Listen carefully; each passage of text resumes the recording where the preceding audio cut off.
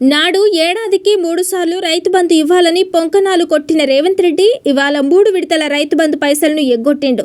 ఇప్పటి వరకు రైతు బంధు కింద తెలంగాణ రైతులకు రేవంత్ రెడ్డి పడ్డ బకాయి 29,350 కోట్లు అంటూ రేవంత్ రెడ్డిపై ఆగ్రహం వ్యక్తం చేశారు మాజీ మంత్రి ఎమ్మెల్యే హరీష్ రావు. జై తెలంగాణ, జోహార్ తెలంగాణ అమరవీరులకు, జోహార్ జయశంకర్ గారికి, కేసీఆర్ గారి నాయకత్వం, కేసీఆర్ గారి నాయకత్వం.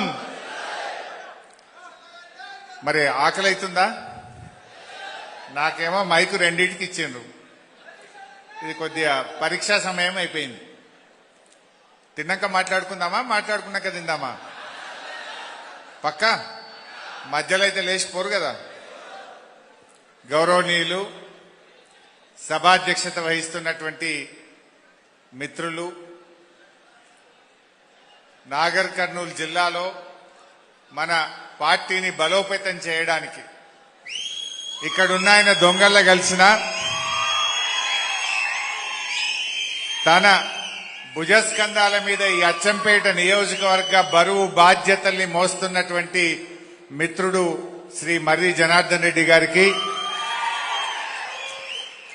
గౌరవ మాజీ మంత్రివర్యులు పెద్దలు శ్రీనివాస్ గౌడ్ గారికి, గౌరవ మాజీ మంత్రివర్యులు పెద్దలు నిరంజన్ రెడ్డి అన్న గారికి, అన్నవాళ్ళు మాట్లాడాలి కానీ ఇలా టైం లేదని అన్నవాళ్ళు మాట్లాడలేకపోయినారు.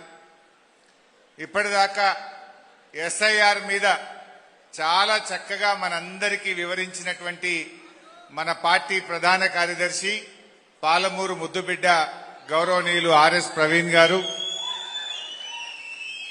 గౌరవ మాజీ శాసనసభ్యులు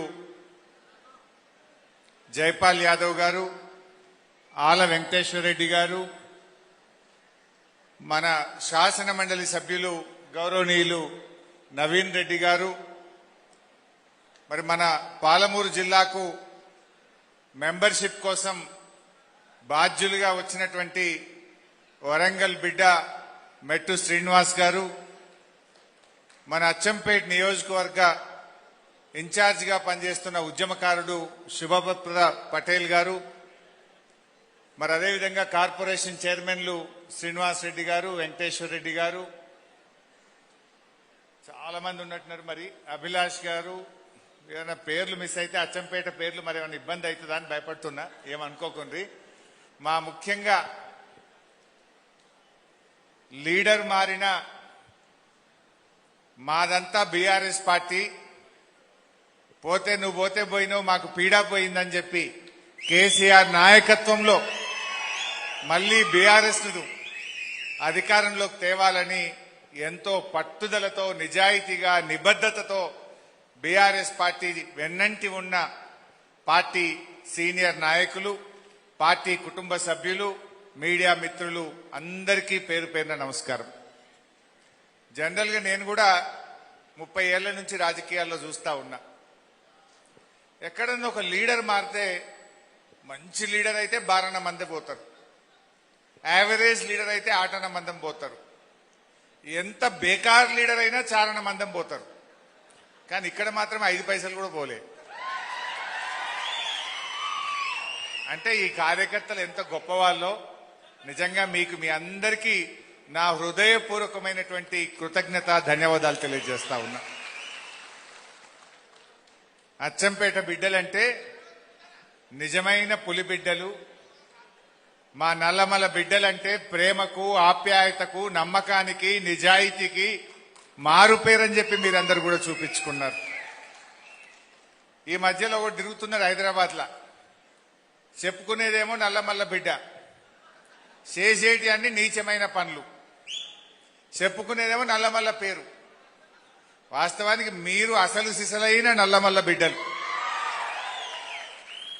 ఎందుకు? మీ మాటలో స్వచ్ఛదనం ఉంటుంది, మీ మనసులో ప్రేమ, ఆప్యాయతలు ఉంటాయి. మీరందరూ కూడా ప్రేమతో, ఆప్యాయతతో, అబద్ధాలు చెప్పకుండా నీతిగా, నిజాయితీగా బతికే బిడ్డలే అసలైన నల్లమల్ల బిడ్డలు. ఈ నల్లమల్ల పేరు చెప్పుకొని ఇలా హైదరాబాద్ లో 4 క్యాంప్ ఆఫీసులు కట్టి విలాసవంతమైన జీవితం గడుపుతున్నాడు రేవంత్ రెడ్డి.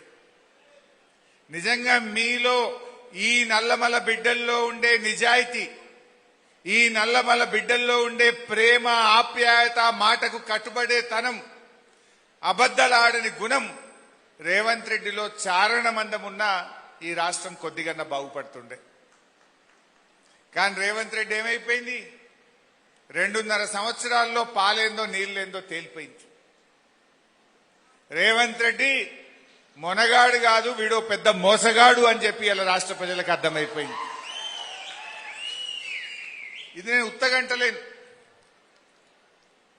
ఆయన చెప్పిన మాటలు అసెంబ్లీలో చెప్పి అబద్దాలే, అమలు కావు. దేవుడి మీద ఒట్టు పెట్టి ప్రమాణం చేసినా అవి అమలు కావు. ఎన్నికల మేనిఫెస్టోలో చెప్పినా అమలు కావు. పబ్లిక్ మీటింగ్ లో పోయి చెప్పినవి కూడా అమలు కావు. అబద్దాలకు బ్రాండ్ అంబాసిడర్ అంటే అబద్దానికి అంగీలాగు దొరికితే ఎట్లుంటది అంటే రేవంత్ రెడ్డి లెక్క ఉంటుంది. ఇది నేను ఏదో విమర్శ కోసమో రాజకీయం కోసమో చెప్తలేను. ఒకసారి చూద్దాం, నేను ఆ స్క్రీన్ మీద కూడా చూపిస్తా మీకు. ఆయన అబద్దాలు ఒక 5-10 నిమిషాలు, 4-5 నిమిషాలు చూపించి మళ్ళీ మనం ఉపన్యాసంలోకి పోదాం. ఎందుకంటే ప్రజలకు తెలవాలి, మీరు కార్యకర్తలుగా ఈ విషయాల్ని ప్రజల్లోకి తీసుకువెళ్ళాలి. రేవంత్ రెడ్డి మాట నమ్ముకుంటే శంకరగిరి మాన్యాలే పడతాం మనం అనే ముచ్చట ప్రజలకు పోవాలి. ఏ ఒక్క విషయం కూడా ఈ రోజు వరకు ఆయన చెప్పింది నిజాయితీగా అమలు చేసింది కానీ మాట మీద నిలబడ్డది కానీ లేదు. రుణమాఫీ, ఇలా రుణమాఫీ కాని వాళ్ళు ఎందరే చేయలేవట్టుంది. ఆల్మోస్ట్ 60 పైసల మంది రుణమాఫీ కాలేదని చేతుల్లా పట్టారు. ఏం చెప్పిండు రేవంత్ రెడ్డి? పార్లమెంట్ ఎన్నికల ముందు కనబడ్డ దేవుని మీద ఒట్టు పెట్టిండు. అసెంబ్లీ ఎన్నికల ముందు ఏం చెప్పిండు? కేసీఆర్ 2 సార్లు రుణమాఫీ చేసిన అంటుండు. ఊరుకుర్రి, మళ్ళా బ్యాంకుకు ఓన్రి, అప్పు తెచ్చుకోన్రి, నేను రాగానే 2 లక్షల రూపాయలు రుణమాఫీ చేస్తా. చిన్న పిల్లలు కూడా హైదరాబాద్ ఇవ్వాలంటే ఏమంటారు అంటే కరెంటు పోగానే రేవంత్ రెడ్డి వచ్చిండు, కరెంటు పోయింది. కేసీఆర్ ఉన్నప్పుడు కనురెప్ప కొట్టినంతసేపు కూడా కరెంటు పోపు. ఇప్పుడు మన మీటింగ్ అవుతుంటే ఈ గంటలో 2 సార్లు 3 సార్లు పోయింది. అది ఎప్పుడు వస్తుందో ఎప్పుడు పోతుందో అర్థం కాకుండా అయిపోయింది. సరే, ఏది ఏమైనా రుణమాఫీ విషయంలో ఆ రోజు ఎన్నికల ముందు ఏం చెప్పిండ్రో మీ అందరికి తెలుసు. అంటే మేము రాగానే 2 లక్షల రుణమాఫీ చేస్తాను. పార్లమెంట్ ఎన్నికల ముందు కనబడ్డ దేవుని మీదల్లో ఒట్టుపెట్టి 15 ఆగస్టు కల్లా రుణమాఫీ చేస్తా అన్నాడు. మరి ఏం జరిగిందో ఒక్కసారి చూద్దాం. సాక్షిగా, 1000 స్తంభాల గుడి సాక్షిగా, కోములమ్మ సాక్షిగా, సరస్వతి మందిరం మీద ఒట్టే చెప్తున్నా, కొమరవెల్లి మల్లన్న సాక్షిగా, జూబ్లీన్స్ లో ఉన్న పెద్దమ్మ సాక్షిగా నేను మీకు మాట ఇస్తున్నా. ఈ కొత్తపేట గడ్డ మీద నుంచి మాట ఇస్తున్నా. కురుమూర్తి స్వామి సాక్షిగా, ఆర్మూర్ సుద్దులగుట్ట సాక్షిగా, అనంతగిరి కొండల్లో ఉన్న పద్మనాభుడి సాక్షిగా, నేను యాదగిరిగుట్ట లక్ష్మీ నరసింహస్వామి ఆనగా మాటిస్తున్నా. మెదకు చర్చి సాక్షిగా, 7 పాయల దుర్గమ్మ సాక్షిగా నేను మాట ఇస్తున్నా. పాలమూరు మిత్రుల సాక్షిగా, జాంగీర్పీర్ల దగ్గర సాక్షిగా నేను మాటిస్తున్నా. శివరాం సాక్షిగా, బావోజీ సాక్షిగా నేను మాట ఇస్తున్నా. భద్రాద్రి రాముడు సాక్షిగా నేను మీకు మాటిస్తున్నా. అక్కడి సూర్యుడు ఇక్కడ ఉదయించిన, భూమి ఆకాశం తిరగబడ్డా, తుఫానులు వచ్చినా, భూకంపం వచ్చినా, భూమి బద్దలైనా నేను మాట ఇస్తున్నా. 15 ఆగస్టు లోపల తెలంగాణ రైతాంగానికి 2 లక్షల రూపాయల రుణమాఫీ చేసి తీరుతా. 2 లక్షల పైన ఉన్న రైతులు ఎవరు ఆందోళన చెందాల్సిన అవసరం లేదు. 2 లక్షల పైన రుణమా ఉన్నవాళ్ళు 2 లక్షల పైన ఉన్న రుణాన్ని మీరు బ్యాంకులో చెల్లించండి. మీరు చెల్లించిన మరుక్షణం ఆ 2 లక్షల రూపాయలను కూడా మీ ఖాతాలో వేసే బాధ్యత మా ప్రభుత్వం తీసుకుంటుందని చెప్పి నేను ఆ రైతాంగానికి తెలియజేస్తున్నా. చాలా మంది పాపం కొత్త కదా, 2 లక్షల మీద ఉన్నది కట్టమన్నాడు, వెంటనే వేస్తా అని మిత్తిలకు తెచ్చి 3 రూపాయలకు కట్టిరు. కొంతమంది కట్టలే. ఈడెంతమంది కట్టిరు శైలావట్టుది. ఇప్పుడు రేవంత్ రెడ్డి చెప్తే ఒకటి నమ్మడిగా అయిపోయింది. అప్పుడు కొత్త 2 లక్షల మీద ఉన్నోళ్ళు కడితే నేను ఇస్తా అంటే పాపం మిత్తిలకు తెచ్చి కడితే 2 లక్షల లోపలోనికి గాలే, 2 లక్షల మీదోనికి గాలే. ఇవాళ రాష్ట్రంలో ఆనాడు అసెంబ్లీలో బడ్జెట్లు ఏం చెప్పిండ్రు? రుణమాఫీకి 35,000 కోట్ల రూపాయలు కేటాయిస్తున్నాము అన్నారు. ఇచ్చిందెంత? 20,000 మాత్రమే. బ్యాంకులను అడిగితే 45,000 కోట్లు రుణమాఫీకి కావాలన్నారు. వీళ్ళు కోతలు పెట్టి అసెంబ్లీలో 35,000 కోట్లు ఇస్తామన్నారు. నిజంగా ఇచ్చింది 20,000 కోట్లు, రైతులకు చేరింది 18,000 కోట్లు. అంటే ఎంత మోసమో ఒక్కసారి ఆలోచించండి. కనబడ్డ దేవుని మీద ఒట్టు పెట్టినోడు, దేవుణ్ణే మోసం చేసినోడు మనను మోసం చేయడా? నిజంగా నల్లమల బిడ్డ అయితే దేవుని మీద ఒట్టు పెట్టి మాట తప్పుతాడే? నల్లమల బిడ్డలు ఎవరైనా అబద్ధం ఆడతారా మీరు? మోసం చేస్తారా మీరు? మరి నిజంగా ఈయన ఏమనాలి? మోసగాడనపోతే మోసం చేసిన వాడిని ఏమంటారే? మోసం చేసిన వాడిని ఏమంటారు? ఒకసారి నేను మానకొండూరు పోయిన కరీంనగర్ జిల్లా. ఆడపోయి గిట్లే మాట్లాడుకుంటూ అవ్వాతాతలకు 4,000 పింఛన్ ఇస్తాని రేవంత్ రెడ్డి ఎగ్గొట్టిండు. అక్క చెల్లెలకు మహాలక్ష్మి అని 2,500 ఇస్తా అని ఎగ్గొట్టిండు. రైతులకు 15,000 రైతు బంధన్ ఎగ్గొట్టిండు. తులం బంగారం ఎగ్గొట్టిండు. స్కూటీలు ఎగ్గొట్టిండు అని చెప్పుకుంటూ ఏమన్నా, నువ్వు ఇప్పటి నుంచి యనుమల రేవంత్ రెడ్డి కాదయా, నువ్వు ఎగవేతల రేవంత్ రెడ్డివి అన్నా. ఇందులో ఏమన్నా తప్పున్నదా? ఎగ్గొట్టినోడిని ఏమంటామే? ఎగ్గొట్టిండు, వీడు మోసం చేసిండు అంటాం. మరి నువ్వు ఎగవేతల రేవంత్ రెడ్డివే అన్న గంతే. కథం తెల్లారి వరకు పోలీస్ స్టేషన్లో నా మీద కేసు, నాకు నోటీసు నడుస్తుంది. ఇంకా మానకొండూరు పోలీస్ స్టేషన్లో ఒక కేసు నడుస్తుంది నా మీద, ఎగవేతల రేవంత్ రెడ్డి అంటే. ఇప్పుడు మోసం చేసిండు, వీడు మోసగాడు అన్న. వీడు మొనగాడు కాదు, మోసగాడు అన్న. నాకు తెలిసి రేపు కూడా అచ్చంపేటలో కేసు అవుతుంది. ఇక కేసులు పెడితే భయపడతామా? రేవంత్ రెడ్డి కథ ఎట్లున్నదంటే, మొన్న స్టేట్ బ్యాంక్ ఆఫ్ ఇండియా మీరు చూసి ఉంటారు. హైదరాబాద్ లో స్టేట్ బ్యాంక్ ఆఫ్ ఇండియాకు అప్పటి ప్రభుత్వం వెనకట భూమి ఇచ్చింది. రేవంత్ రెడ్డి బ్యాంకుకి ఇచ్చిన భూమిని ఆయన అమ్మేసిండు. ఎస్బీఐకి ఇచ్చిన భూమిని వేలం పెట్టిండు, భూమిని అమ్మేసిండు. అమ్మేస్తే పాపం మా కోర్టుకు పోయిండు. స్టేట్ బ్యాంక్ ఆఫ్ ఇండియా వాడు కోర్టుకు పోయి, ఇది మాకు వెనకట భూమి ఇచ్చిండ్రు, ఇది కూడా ఫ్రీగా ఇయ్యలే, మేం దాదాపు 20 కోట్ల రూపాయలు పెట్టి భూమి కొనుక్కున్నాం, ఈ భూమి మా పొజిషన్లో ఉన్నది, పైసలు పెట్టుకున్న మా భూమి రేవంత్ రెడ్డి ఎట్లా అమ్ముకుంటాడు అని హైకోర్టుకు పోయింది. పోతే కోర్టు ఏం చేసింది? అరే వాళ్ళు పైసలు పెట్టుకున్నది నిజమే కదా, ఈ అమ్మకం తప్పు, దీని మీద స్టే ఇస్తున్నామని కోర్టు స్టే ఇచ్చింది. ఖతం రేవంత్ రెడ్డి ఇప్పుడు ఎస్బీఐ మీద పగబట్టిండు. ఎస్బీఐని నిషేధిస్తా, ఎస్బీఐలో ఉండే ఫిక్స్డ్ డిపాజిట్లు బయటకు తీసేస్తా, ఎస్బీఐకి రాష్ట్ర ప్రభుత్వ అకౌంట్లన్నీ కూడా తీసేస్తా అని ఇలా స్టేట్ బ్యాంక్ ఆఫ్ ఇండియాను కూడా బ్లాక్మెయిల్ చేస్తున్నాడు. రేవంత్ రెడ్డి తీరు ఎట్లుందంటే, ఎవరైనా ప్రశ్నిస్తే పగబట్టడు. ఇలా స్టేట్ బ్యాంక్ ఆఫ్ ఇండియానే నిషేధిస్తా అంటుండు. రేపు రిజర్వ్ బ్యాంక్ ఆఫ్ ఇండియా కూడా నీ మాట లేదనుకో, రిజర్వ్ బ్యాంక్ ఆఫ్ ఇండియాను కూడా నిషేధిస్తా అంటాడు. వరల్డ్ బ్యాంక్ కూడా నీ మాట లేదనుకో, ఈయన వరల్డ్ బ్యాంక్ కూడా నిషేధిస్తా అనే రకమే. కానీ విషయం ఏంటంటే, రాష్ట్ర ప్రభుత్వానికైతే ఒక బ్యాంకు కావాలి కదా. ఇప్పుడు అవ్వాతాతలకు కేసీఆర్ ఇచ్చిన 2,000 పెన్షన్ బ్యాంకులో పడాలి కదా, ఉద్యోగస్తులకు జీతాలు పడాలి కదా, రైతులకు రైతు బంధు పడాలి కదా. అంటే బ్యాంకులకు రాష్ట్ర ప్రభుత్వం యొక్క కార్యకలాపాలు నిర్వహించడానికి ఒక బ్యాంక్ అయితే కావాలి. నువ్వు మరి స్టేట్ బ్యాంక్ ఆఫ్ ఇండియా నిషేధిస్తా, ఎవడు నీకు వ్యతిరేకంగా మాట్లాడితే ఆ బ్యాంకునే తీసేస్తా అంటే మరి ఏం చేస్తాడు? నాకు డౌటు, కొత్తగా ఏమైనా కొండలరెడ్డి బ్యాంక్ అని గిట్ట పెడతాడో ఏమో. పెట్టినా పెడతాడు, మస్తు జమ అయినాయి పైసలు.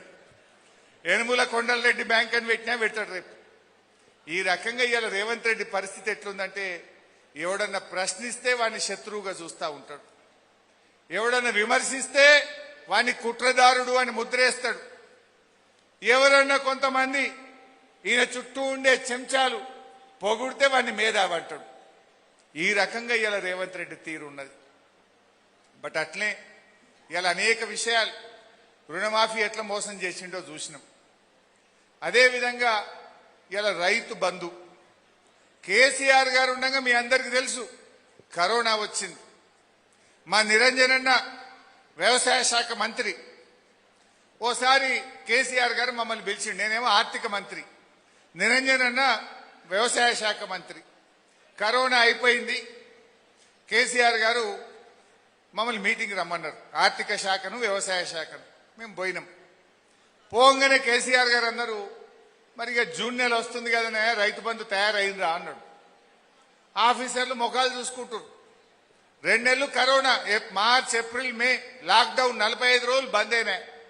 ఖజానా ఖాళీ, ఆమ్దాని ఏం లేదు. లాక్డౌన్లో ఏమొస్తుంది? ఏం రాదు కదా. రిజిస్ట్రేషన్ నడిచేది లేదా, బండ్లు కొనుడు లేదా, ఎవరు రూపాయి ఖర్చు పెట్టేది లేదా, గవర్నమెంట్కి ఇంకమే లేదా. సార్ ఎట్లా సార్, పైసలు లేవు సార్, జీతాలకే కమ్మిపడ్డాయి సార్ అని అధికారులు చెప్తున్నారు. కేసీఆర్ గారు మా నిరంజనన్న దిక్కు నా దిక్కు చూసి ఒక మాట అన్నారు, మనకు రైతులే ముఖ్యం. అవసరమైతే మంత్రుల జీతాలు బంద్ చేయి, ఎమ్మెల్యేల జీతాలు బంద్ పెట్టండి, కాంట్రాక్టర్లకు చెల్లింపులు ఆపండి, ఉద్యోగస్తుల జీతాల్లో కోత పెట్టండి, కానీ జూన్ నెలలో రైతులకు రైతు బంధు పడాల్సిందే అని చెప్పింది. కరోనా వచ్చినా, పెద్ద నోట్ల రద్దు అయినా, ఆర్థిక మాంద్యం వచ్చినా, కష్టం వచ్చినా 11 విడతల్లో 73,000 కోట్ల రూపాయల రైతు బంధు ఇచ్చింది బీఆర్ఎస్ ప్రభుత్వం. అది మాట అంటే కేసీఆర్ మాట. పట్టుదలంటే, రైతుల మీద ప్రేమ అంటే అది కేసీఆర్ గారు. ఈయనకేమొచ్చిందే? ఎందుకంటే మన ప్రభుత్వం ఉన్నప్పుడు ఈ రేవంత్ రెడ్డి అంటుండే, ఏ కేసీఆర్ 2 సార్లే రైతు బంధు ఇస్తుండు, 3 సార్లు ఇవ్వాలి అని మాట్లాడిండు ఈ మునగాడు. ఈ సిపాయి ఏమంటాడు, 2 సార్లు ఇస్తుడు కేసీఆర్, 3 సార్లు ఇవ్వాలి ఏడాదికి అన్నాడు. ఆ మాట్లాడిన ఈ సిపాయి ఇప్పుడు ఏం చేసిండు, ఈయన వచ్చిన 2.5 ఏళ్లలో 3 సార్లు రైతు బంధు ఎగబెట్టిండు. అప్పుడు ఏడాదికి 3 సార్లు ఇవ్వాలన్నాడు, ఇప్పుడు 3 సార్లు రైతు బంధు ఎగబెట్టిండు. మొన్న ఎప్పుడో కూర్చొని లెక్క తీసిన, ఈ 3 సార్లు ఎగ్గొట్టిండు కదా, అసలు ఎన్ని పైసలు అయినాయని లెక్క తీసిన. చెప్పింది ఎంత, ఎకరానికి 15,000. అవునా? ఇప్పుడైతే ఇక 10,000 ఇందిరమ్మ రాజ్యం వస్తుంది డిసెంబర్లో, మేము రాగానే 15,000 పట్టాయి ఎకరానికి అన్నాడు. నమ్మి ఓట్లేసిరి కొందరు. మరి ఏమైంది? ఒక పంటకు రైతు బంధు మొత్తానికే ఎగ్గొట్టిండు, ఒక పంటకు 3 ఎకరాల దాకానే వేసిండు. మొన్నెంత వేసిండు? 2 ఎకరాలకే వేసిండు. నేను మొన్న కూర్చొని కాగితం పట్టుకొని లెక్క తీసిన, ఎన్ని పైసలు ఎగ్గొట్టిండ్రా బై వీడు అని. లెక్క తీస్తే ఇవాళ రైతు బంధు కింద తెలంగాణ రైతులకు రేవంత్ రెడ్డి పడ్డ బకాయి 29,300 కోట్ల రూపాయలు. 29,300 కోట్లు. ఇంకా చెప్పుడు మళ్ళా దానికో మీటింగ్. మళ్ళా నిన్ను రాయించిండు పేపర్లో, ఇంత ఆ పేపర్లో తాటికి ఆయన అక్షరాలతో రాసుడు. ఇక వానకాలం రైతు బంధు ఖమ్మం జిల్లా మధురలో పోయి మీటింగ్ పెట్టాడట, రైతు బంధు ఎత్తాడట. రైతు బంధే నీకు మీటింగ్ ఎందుకు, అదో పైసలు దండగా. ఇప్పుడు కేసీఆర్ గారు రైతు బంధు వేసిండు, ఎప్పుడన్నా మీటింగ్ పెట్టినాడే. ఈయన ఎకరంకో మీటింగు. మొన్న యాసంగిలో మా సిద్దిపేటకు వచ్చిండు, ఇక రైతు బంధు ఎత్తున్నాను, పెద్ద మీటింగ్ పెట్టిండు. మీటింగ్ పెట్టి 1 ఎకరానికి వేసిండు. ఇంత పెద్ద మీటింగ్ పెట్టిండు, 1 ఎకరం వేసిండు. ఆ మీటింగ్ లో ఏం చెప్పిండు, ఇగో నేను ఇప్పుడు ఇలా 1 ఎకరం ఎత్తున్నా, 45 రోజుల్లో 9,000 కోట్ల రైతుల అకౌంట్లో వేసేస్తా, మొత్తం ఎత్తా అన్నాడు. వేసిండా? 1 ఎకరం. మళ్ళా మన కేసీఆర్ సార్ జగిత్యాల బయలుదేరితే మళ్ళొక మీటింగ్ పెట్టిండు మంతనీలో, మళ్ళొక ఎకరం వేసిండు. అది కూడా ఎంత లేకిడేశం, ఎంత చిల్లరేశం అంటే, కేసీఆర్ సార్ జగిత్యాలలో 8 గంటలకు మాట్లాడతాడంటే ఈయన కూడా మంతనీలో పోయి మీటింగ్ పెట్టి 8కే మాట్లాడతాడు. అంటే టీవీలో కేసీఆర్ సార్ని ఆపుతాను. ఎవడన్నా అరచేతిని అడ్డం పెట్టి సూర్యకాంతిని ఆపగలుగుతాడా? నువ్వు కేసీఆర్ గారు జగిత్యాల మీటింగ్ లో 8కి పోతే నువ్వు 8కి మంత్రి మీటింగ్ పెట్టి మళ్ళీ 1 ఎకరానికి వేసింది. అంటే ఎంత చిల్లర చేష్టలో, ఎంత లేకిడి వేషాలు వేస్తున్నాడో ఒక్కసారి మీరు ఆలోచించండి. నిజంగా నాకు బాధ కలుగుతుంది. నల్లమల్ల పేరు చెప్పి నల్లమల్ల బిడ్డల గౌరవం తగ్గిస్తున్నావు, నల్లమల్ల ప్రతిష్ట తగ్గిస్తున్నావు. నువ్వు ఇజ్జత్ మనది. నల్లమల్ల పేరు చెప్పి మన గౌరవాన్ని దెబ్బతీస్తున్నాడు. మళ్ళీ ఇప్పుడు అంటాడు మీటింగ్ పెట్టిండు, సిద్దిపేటలో ఎకరం, మంతనీళ్ళు ఎకరం వేసిండు, మిగతా సంగతి మాట్లాడతలేడుగా. ఇప్పుడు మళ్ళా పోతాడంటే వానకాలం మధ్యలో ఎత్తా అంటుండు. అంటే ఒక్కొక్క ఎకరానికి ఒక మీటింగ్. మరి కేసీఆర్ గారు ఎన్నిసార్లు పెట్టాలి? 11 విడతల్లో 73,000 కోట్ల కేసీఆర్ ఎన్ని మీటింగ్లు పెట్టేది ఉండే?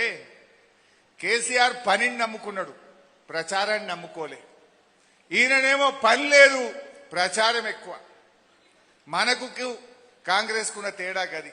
మనమేమో పని చేసినాం, చేసింది చెప్పుకోలేం మనం. కానీ ఇలా కాంగ్రెస్ చేసుడు తక్కువ, చెప్పుడు ఎక్కువ. గా రైతు బంధు కూడా ఒక్కసారి చూద్దాం. ఇక మొన్న మా దగ్గర వచ్చి సిద్దిపేటలో చెప్పిండు, ఏం చెప్పిండో చూడండి. మార్చి 22 తారీఖు నాడు మనం ఉన్నాం. 45 రోజుల్లో 9,000 కోట్ల రూపాయల రైతు భరోసా 70 లక్షల రైతుల ఖాతాలలో వేసి రైతుల కళ్ళల్లో ఆనందం చూడాలి. ఆనందం అయిందా రైతుల కళ్ళల్లో? పడ్డాయా 9,000 కోట్లు? పడ్డాయే. పబ్లిక్ మీటింగ్ లో నా ఊర్లో వచ్చి చెప్పిండు. ఈ కింద లెక్క చూపించిన చూడు, ఇందాక చెప్పిన ఏ పంటకి ఎంత పెట్టిండు మొత్తం రేవంత్ రెడ్డి అంటే ఇగో 29,358 కోట్లు బాకీ పడ్డాడు. 2023-24 యాసంగి 3,813 కోట్లు, 24-25 వానకాలం 11,250 కోట్లు, 24-25 యాసంగి 6,192 కోట్లు.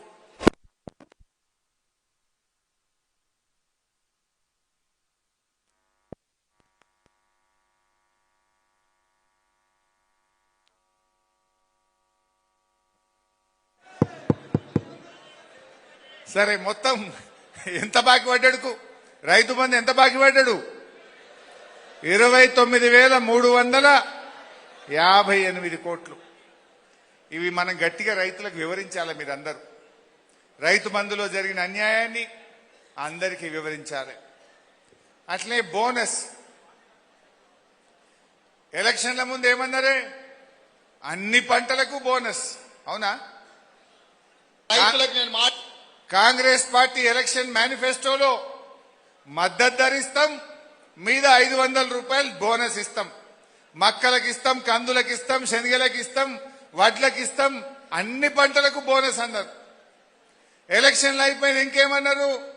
ఎలక్షన్లు అయినాక వడ్లకు మాత్రమే బోనస్. మళ్ళా కొద్ది రోజులు అయినా ఇంకేమైంది? సన్న వడ్లకు మాత్రమే బోనస్. ఆ సన్న వడ్లకు పోయిన సంవత్సరం 33 రకాలు, ఈ సంవత్సరం 7 రకాలు. ఆ సన్న వడ్లకు యాసంగికి ఎగబెడతాం, ఒక్క వానకాలమే ఇస్తాం. అది కూడా ఒక్కసారి చూద్దాం ఎట్లా మారి. ఇది కాంగ్రెస్ మేనిఫెస్టో. అగో వడ్లకు మద్దతు ధర కంటే బోనస్, మక్కలకు ఇస్తాం, కందులకు ఇస్తాం, సోయాబీన్కి ఇస్తాం, పత్తికి ఇస్తాం, జొన్నలకు ఇస్తామని అది మేనిఫెస్టోలో చెప్పినటువంటి మాట. మరి ఎలక్షన్ల ముందు ఏమన్నాడో చూద్దాం, ఎలక్షన్ తర్వాత ఏమన్నాడో చూద్దాం. నిన్నగాక మొన్న ఉత్తమ్ కుమార్ రెడ్డి ఏం చెప్పిండో చూద్దాం. ఇక నేను మాటిస్తున్నా, ఎంతైనా ఊరి పండించుకోండి 500 రూపాయల బోనస్ అదనంగా ఇచ్చి మీ ఒడ్లు కొనే బాధ్యత మా ప్రభుత్వానికి. ఈ ఖరీఫ్ పంట నుంచే సన్నాలకి ప్రభుత్వం 500 రూపాయలు అదనపు ఎంఎస్పీ పై 500 రూపాయల క్వింటాల్ కి అదనపు ధరకి కొనబోతున్నాం. రైతులు పండించే సన్న ధాన్యానికి రాష్ట్ర ప్రభుత్వం చెల్లించే బోనస్ 7 రకాల సన్నాలకు ఇవ్వాలని ఈ రోజు మంత్రుల సమావేశం నిర్ణయం తీసుకుంది. విన్నారు కదా? కాంగ్రెస్ మేనిఫెస్టోలోనేమో అన్ని పంటలకు మద్దతు ధర కంటే 500 ఎక్కువ ఇస్తాం. ఎలక్షన్ల ముందేమో ఎన్ని వడ్లు పండించినా అన్ని రకాల వడ్లకు బోనస్ అన్నారు. గెలిచి కుర్చీ మీద కూర్చోగానే సన్నాలకే బోనస్ అన్నారు. ఒక ఏడాది కలిసే వరకే వానకాలమే ఇస్తాం, యాసంగికి ఎగబెడతామన్నారు. ఇప్పుడు నిన్నేం చెప్పిండు? ఇగో మొన్ననే 18 జూన్ మొన్నేమంటాడు? ఆ సన్నాలకు కూడా 33 రకాలు కాదు 7 రకాల సన్నాలకే ఇస్తాం. ఆ 7 రకాలు ఎట్లా అంటే అవి 150 రోజుల పంట, నెల రోజులు ఎక్కువ ఉంటుంది, దానికి తెగులు ఎక్కువ, దిగుబడి తక్కువ, పెట్టుబడి ఎక్కువ. అంటే అది ఎవడు పెట్టేది లేదు, నువ్వు బోనస్ ఇచ్చేది లేదు. అంటే బోనస్ బోగస్ అయిపోయింది. అంటే ఓట్లప్పుడేమో రైతు డిక్లరేషన్, ఎన్నికల ముందు రైతు డిక్లరేషన్, ఎన్నికలు అయిపోయిన తర్వాత రైతులకు ఆంక్షలు పెట్టే ప్రభుత్వం ఇవాళ ఈ కాంగ్రెస్ ప్రభుత్వం. మాటల్లోనేమో రైతు సంక్షేమం, నిజంగా చేతల్లోకి వచ్చేసరికి పైసలు ఇచ్చే వచ్చేసరికి అన్ని వ్యతిరేకమే. ఈ రకంగా బోనస్ ను మోసం చేసింది. ఇప్పుడు ఇంకొక డేంజరస్ మాట మీరు ఎందరు గమనించిండ్రో నాకు తెలియదు, మీరు ప్రజల్లోకి తీసుకుపోవాలి.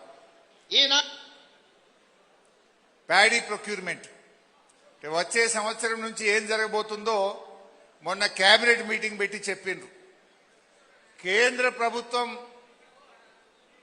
ఏం కొనమంటే గదే కొంటాం, ఎంత కొనమంటే గంతే కొంటాం, ఇక ఇప్పటి నుంచి మేము చేతులు ఎత్తేస్తున్నాము అన్నాడు. రాష్ట్ర ప్రభుత్వము ఇక మేమేం కొనం, కేంద్రం కొనుమన్న పంటనే కొంటాం, ఎంత కొనమంటే గంతే కొంటాం, ఇక మేమేం చెయ్యము, మాకేం శాత కాదని చేతులు ఎత్తేసింది కాంగ్రెస్. అంటే ఇప్పుడు ఈ వానకాలం ఏం జరుగుతుంది? కేంద్ర ప్రభుత్వం మక్కలు కొనది అంటే ఇక రేపు రేవంత్ రెడ్డి మక్కలు కొనడిగా. కేంద్ర ప్రభుత్వం జొన్నలు కొనది అంటే రేవంత్ రెడ్డి ఈ సంవత్సరంకెళ్ళి జొన్నలు కొనడు. కేంద్రం సోయాబీన్ కొనది అంటే రేవంత్ రెడ్డి ఈ సంవత్సరంకెళ్ళి సోయాబీన్ కొనడటిగా. అదేవిధంగా కందులు, పెసర్లు, శనగలు, పల్లి, అదేవిధంగా ఈ సన్ఫ్లవర్, కేంద్రం పండిన పంటలో చారణ మాత్రమే కొంటది. అంటే రేవంత్ రెడ్డి కూడా చారణనే కొంటాడు, ఇక బారాన చేతులు ఎత్తేస్తాడు. మరి అదే కేసీఆర్ ఉన్నప్పుడు ఎప్పుడన్నా ఇట్లా అన్నాడా? కేంద్రం కొనకపోతే కేసీఆర్ గారు ఢిల్లీకి పోయి ధర్నా చేసి కేంద్రం మెడలు వంచి వడ్లు కొనిపించిండు. కేంద్రం కొనకపోయినా మక్కలు, కందులు, శనగలు, సన్ఫ్లవరు అన్ని కూడా కేసీఆర్ గారి ప్రభుత్వం కొన్నది, రైతులకు భరోసాగా నిలబడ్డది ఆనాడు బీఆర్ఎస్ ప్రభుత్వం. కానీ రేవంత్ రెడ్డి ఏమంటుండే ఇప్పుడు, మేము కొనము అని చెప్పి నిన్ననే 3 రోజుల క్రితమే కేబినెట్ మీటింగ్ లో ఏం జరిగిందో ఉత్తమ్ కుమార్ రెడ్డి గారు బయటకు వచ్చి చెప్పిండ్రు. ఒక్కసారి అది చూడండి. మరి ఇది రైతు వ్యతిరేక ప్రభుత్వం అయితే తప్ప ఇది రైతు సంక్షేమ ప్రభుత్వం కాదు. అది కూడా విందాం. ఈనాడు ఇందిరమ్మ పాలనలో మీరు వరి పండించండి, మీరు పండించిన చివరి గింజ వరకు ఈ ప్రభుత్వం కొనుగోలు చేస్తుంది, మీకు గిట్టుబాటు ధరనే కాదు వ్యవసాయాన్ని లాభసాటిగా చేస్తామని చెప్పి ఈనాడు మన ప్రభుత్వం నిర్ణయం తీసుకున్నది. ఇకపై కేంద్రం ఏ ఏ పంట ఉత్పత్తులకు ఎంఎస్పీ నిర్ణయించి కొనుగోలు చేస్తుందో ఆ పంటలను అంతే కోటాలో రాష్ట్ర ప్రభుత్వం తరఫున కొనుగోలు చేయాలని నిర్ణయం తీసుకున్నాం. పంటల కొనుగోలు కూడా ఇందాక ఉత్తమ్ గారు చెప్పినట్లుగా కేంద్ర ప్రభుత్వం యొక్క విధి విధానాలకు అనుగుణంగానే తెలంగాణ రాష్ట్రంలో కూడా భవిష్యత్తు పంటల కొనుగోలు ఉంటాయి. ఎలక్షన్ల ముందేమో మీరు వడ్లు పండిగింది ఎంతన్నా కొంటా అన్నాడు. ఇప్పుడేమంటుండ్రు? కేంద్రం ఎంత కొనమంటే గంతే కొంటా. ఇప్పుడు మనకు వడ్లు ఎంత పండుతాయి? 1,40,00,000 మెట్రిక్ టన్నుల వడ్లు పండుతాయి ఒక్కో సీజన్లో. పండినప్పుడు గవర్నమెంట్ జనరల్గా ఎంత కొంటదంటే 90 లక్షల మెట్రిక్ టన్నులు, 75 లక్షలు, 90 లక్షలు కొంటుంటాం. ఇప్పుడు కేంద్రం ఎంత ఇచ్చింది? యాసంగికి మనకు 50 లక్షలే ఇచ్చింది. ఇప్పుడు వచ్చే సంవత్సరం మళ్ళా గదే 50 లక్షలు వస్తే సగం వడ్లు కొంటాడు, సగం మనం బయట అమ్ముకోవాలి. రైతులు ఆగంగారా? అంటే వడ్లు కొనవు, మక్కలు కొనవు, ఏం కందులు కొనవు అంటే నువ్వు ఎందుకు ఈ రాష్ట్ర ప్రభుత్వం ఉండేందుకు ఒక్కసారి ఆలోచించండి. అంటే ఈ విషయాన్ని మీరు రైతుల్లోకి తీసుకెళ్లాలి. ఏ రకంగా మీకు అన్ని ఒక్కొక్క విషయం చూసినా రుణమాఫీ మోసం, రైతు బంధు మోసం, పంటల కొనుగోలులో మోసం, బోనస్ లో మోసం, పంటల బీమాలో మోసం, అన్ని మోసాలే. అందుకే వీడు మొనగాడు కాదు, వీడు పెద్ద మోసగాడు అన్ననే. ఈ విషయాన్ని మీరు ప్రజల్లోకి తీసుకుపోవాల్సిన అవసరం ఉంది. అంటే ఏ విషయం? ఇప్పుడు వడ్లు కొనుడు నాకు చేత కాదని చేతులు ఎత్తిండు. మొన్నెప్పుడో మహబూబ్ నగర్ జిల్లాకు వచ్చి మాట్లాడుతుండేనా, బీఆర్ఎస్ జెండా గద్దెలు కూలగొడతాం, బీఆర్ఎస్ పార్టీని మొలకెత్తనీయం, పాలమూరు జిల్లాలో ఒక్క సీటు గెలవనీయా, మొలకెత్తనీయా అని మాట్లాడింది రేవంత్ రెడ్డి. నీ మొఖానికి మొలకెత్తిన వడ్లు కొనే చేతగా నీ దద్దమ్మ మన బీఆర్ఎస్ పార్టీ మొలకెత్తనీయా అని మాట్లాడతాడా? నువ్వు తుడిచిపెట్టకపోతావు బిడ్డ. వడ్లు కొనకపోతే రేపు బీఆర్ఎస్ నువ్వు ప్రజలు బ్రహ్మరథం బట్టి 14 సీట్లు నిన్ను మళ్ళా కొడంగల్ ఓడగొట్టి చూపిస్తాం. కొడంగల్తో సహా 14 సీట్లు గెలుస్తాం రేపు. ఇంకా మొలకెత్తిన వాటిలు కొనే తెలివి లేదు కానీ మహబూబ్ నగర్ జిల్లాలో బీఆర్ఎస్ మొలకెత్తనియా అని మాట్లాడతావు. ఇంకా ఈయనట జెండా గద్దెలు కూలగొట్టారట. కూలగొడితే మేము చేతులు కట్టుకొని కూర్చున్నామా, ఊకుంటామా? ఈట్ కా జవాబ్ పత్తర్ సే దేంగే. మాటకు మాటతో ఇస్తాం, చేతకు చేతతో ఇస్తాం. ఏం వట్టి కూర్చుంటుందా? ఉద్యమాలు చేసిన పార్టీ, తెలంగాణ సాధించిన పార్టీ, 14 ఏళ్లు దెబ్బలు తిని జైలు వెళ్ళబడి తెలంగాణ తెచ్చిన పార్టీ. మా రైతులకు అన్యాయం జరుగుతానో, మా ప్రజలకు అన్యాయం జరిగితే చూస్తూ ఊరుకునే పార్టీ కాదు బీఆర్ఎస్ పార్టీ. ఇలా కార్యకర్తలు కూడా ఒక విషయం గుర్తుపెట్టుకోవాలి. నిజంగా మనం ఈ గులాబీ కండువా కప్పుకున్న వాళ్ళం బీఆర్ఎస్ కార్యకర్తలు గర్వపడతాం. మనం ఎందుకు? మేం తెలంగాణ తెచ్చిన పార్టీ. నీ మనమడో నీ కొడుకో మా నాయన తెలంగాణ కోసం కొట్లాడిండు, మా నాయన జైల్లో పడి కేసీఆర్ నాయకత్వంలో తెలంగాణ తెచ్చిండు అని గర్వంగా నీ పిల్లలు, నీ మనమలు కూడా చెప్పుకుంటారు. ఒక కార్యకర్త అంటే అధికారమే కాదు కదా. ఉదాహరణ, మనం ప్రతిపక్షంలో ఉన్నాం. ప్రతిపక్షంలో ఉన్నా మనం ఊరుకుంటున్నామా? ప్రజల కోసం పోరాడుతున్నాం, ప్రజల పక్షాన పోరాడుతున్నాం, కాంగ్రెస్ అరాచకాలను ఎండగడుతున్నాం. మీకు తెలుసు, ఈ రేవంత్ రెడ్డి ఓసారి అసెంబ్లీలో మాట్లాడి ఎవడన్నా తరుగు తీస్తే వన్ తోలు తీస్తా, ఇదే నా శాసనం అని ఒక డైలాగ్ కొట్టిండు అసెంబ్లీలో. మొన్న ఎంత తరుగు తీసిండ్రు? ఈడ ఎన్ని కిలోలు తీసిండ్రు? సంచికెంత? సంచికి 2-3 కిలోలు అంటే క్వింటల్కి 5 కిలోలు తీసిందా లేదా? ఇది అచ్చంపేట మాట, ఇది జడ్చర్ల మాట, ఇది సిద్దిపేట మాట, ఇది ఆదిలాబాద్ మాట, ఇది నల్లగొండ మాట. ఖమ్మంలో పోయినా ఏడబోయినా సంచికి 5 కిలోల తరుగు తీసిండు. మరి రేవంత్ రెడ్డి ఏమన్నా తోలు తీసినాడే? తీసిండా ఏమన్నా? మరి నువ్వు అసెంబ్లీలో మాట్లాడుతీవి, ఎవడన్నా తరుగు తీస్తే తోలు తీస్తా, ఇదే శాసనం అంటివి. డైలాగుల మందమే గాని తోలు బొమ్మ అయిపోయింది. దళారుల చేతుల్లో, రైస్ మిల్లర్ల చేతుల్లో ఈ రేవంత్ రెడ్డి ఒక తోలు బొమ్మ లెక్క మారింది తప్ప ఎవరికి తోలైతే తీయలే. ఉత్తయే మాటలన్నీ. ఇలాంటి మనిషిని ఎట్లా నమ్మాలి? బాగా ఆలోచించండి. ఇలా కాంగ్రెస్ పార్టీ అయితే మనం ఒక కార్యకర్తగా ఇక్కడ అసలు నేను చెప్పాలనుకున్న పాయింట్, మనం బయలుదేరినాం ఎక్కడికక్కడ. కేటీఆర్ గారు ఒకవైపు, నిరంజన్ ఒకవైపు, మా శ్రీనివాస్ గౌడ్ అని ఒకవైపు, అందరు ఎమ్మెల్యేలు మనం తిరిగి ధర్నాలు చేస్తుంటే, గొడవ పెడితే గవర్నమెంట్ గప్పుడు దిగొచ్చింది. సంచులు లేవు కాదే, మక్కలు కొనమంటే సంచులు లేవు, రైతులనే సంచులు కొనుక్కోమన్నారు. జొన్నలు కొనమంటే రైతులనే సంచులు కొనుక్కోమన్నారు. వడ్లు కొనమంటే నెలల తరబడి, నెల 15 రోజులు, 2 నెలలు కళ్ళాల కాడనే ఉన్నారు రైతులు. ప్రతిపక్షంగా మనం ఊరుకున్నామా? గవర్నమెంట్లో లేమని ఊరుకున్నామా? బీఆర్ఎస్ పార్టీ కళ్ళాల కాడికి పోయింది. గల్లా బట్టి రేవంత్ రెడ్డి ప్రభుత్వాన్ని నిలదీసి రైతుల వడ్లు కొనేటట్టు మనం పోరాటం చేసినాం. చేయలేదా? అనేక విషయాల్లో మొన్న హ్యామ్ రోడ్లలో 22% ఎక్సెస్ టెండర్లు పోతే గట్టిగా బయట పెట్టినాం స్కామ్ ను. దెబ్బకి 5%కు దిగస్తే 2000 కోట్లు ఈ రాష్ట్రానికి మిగిలినాయి. మొన్న పొంగులేటి శ్రీనివాసరెడ్డి మైనింగ్ స్కామ్ చేస్తే అసెంబ్లీలో ఏ రకంగా నిలదీసినామో మీరు చూసిండ్రు. దెబ్బకు పోయినరు. హైదరాబాదు పొంగులేటి మైన్ ను గులగొట్టినరా లేదా? అది ప్రతిపక్షంగా మనం సాధించిన విజయం. అట్లా ఎక్కడ అన్యాయం జరిగినా ప్రజల పక్షాన ఇవాళ బీఆర్ఎస్ పోరాటం డెఫినెట్ గా. అధికారం వస్తే వస్తుంది, ఎక్కడ పోతుంది రాకుంటే. కానీ అధికారం కంటే కూడా రాష్ట్రం సాధించిన పార్టీగా, ఈ తెలంగాణ తెచ్చిన పార్టీగా మన కళ్ళ ముందు తెలంగాణకు అన్యాయం జరిగితే మనం చూస్తూ ఊరుకోవద్దు. ఎందుకంటే మనం కదా ఈ రాష్ట్రం తెచ్చింది. ఈ రేవంత్ రెడ్డి రాజీనామా చేయమంటే జిరాక్స్ కాగితం ఇచ్చిపోయింది. అప్పుడు మా జడ్చర్ల లక్ష్మణ లేడు. ఇవాళ ఆ రోజు రాజీనామా పెట్టంటే ఎమ్మెల్యేకి 1 నిమిషంలో రాజీనామా పెట్టిండు. మేం పెట్టినాం రాజీనామా. కేసీఆర్ గారు చరిత్రలో ఈ దేశంలో ఎవరు రాజీనామా చేయనని